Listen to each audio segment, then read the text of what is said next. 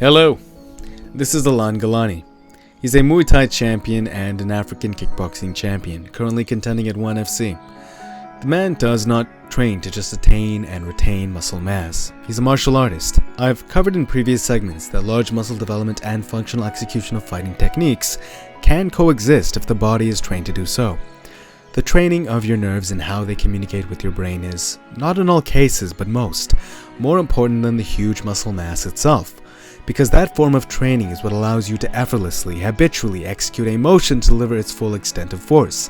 From a kick to a proper punch, the speed at which you execute technique in proportion to your mass is how much force your strike will generate, which explains why building muscle with just limited motions like say a bicep curl can actually hurt your ability to effectively throw a strike.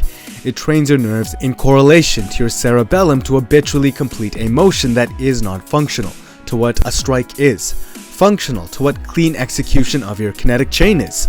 Thus, the result may be weird or inefficient communication with your kinetic chain, resulting in poor form and or stiffness of the kinetic chain. Innately, poor execution. Similar could be said about someone who's never trained to begin with, even if they know what proper form is, because knowing is not enough. Skills are the result of diligent work, the result of encoding the nerves of your muscles and brain. Also, the fascia, ligaments, and tendons do come into play as well. They give your body the capacity to generate speed through their elastic properties. Large muscle development built incorrectly can lock up their full use, but not in all cases. Yoel Romero being a perfect example. An incredibly explosive athlete endowed with huge muscles, he's laden with fast twitch muscle fibers, flexibility, and technique.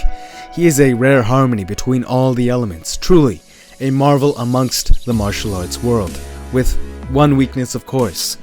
Huge muscles and explosiveness simply create more lactic acid, and so if you don't have the VO2 max to sustain the increased amount of lactic acid produced by these huge explosive muscles, gassing out, getting tired, that's expected, which is actually why Yoel Romero lost to the smaller Robert Whittaker. Yoel's athleticism was initially dominating, but losing later on versus the less physically endowed but more skilled and more persistent Robert Whittaker simply because he gassed. Yoel went past what his VO2 max could feasibly sustain for that fight. With Alain Ngalani, we see something similar, although not to the phenomenal extent of Yoel. His punches are stiff, his muscles appear to stiffen up his form, but overall he understands and can execute technique. Thus, when his opponent can't roll with the force, say they are charging towards him or up against the cage, paired with his 227-pound heavyweight status, devastation is expected. Almost ironically though, Alain's greatest strength appears not to be his huge upper body, but his kicks. He is incredibly flexible, nimble, he has the grace of a ballerina despite being such a huge man. Looking into his fight history, that is truly where this monster shines. Explosive, blunt force trauma executed with dexterity. He is at fights essentially a standstill because his upper body telegraphed too much, thus his opponent could see the punches and kicks coming, both hesitant to advance. But aside from that, this man's kicks are beautiful. He truly highlights that finesse and muscle retention can coexist given the right training, and the result, unexpected levels of devastation. This is speculation, but despite being pretty lucky for the non-existence of USADA wherever he's contending, aside from that, this man truly is a rare specimen indeed.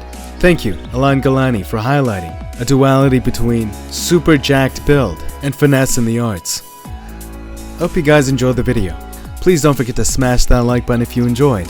It's good karma, and until next time, peace.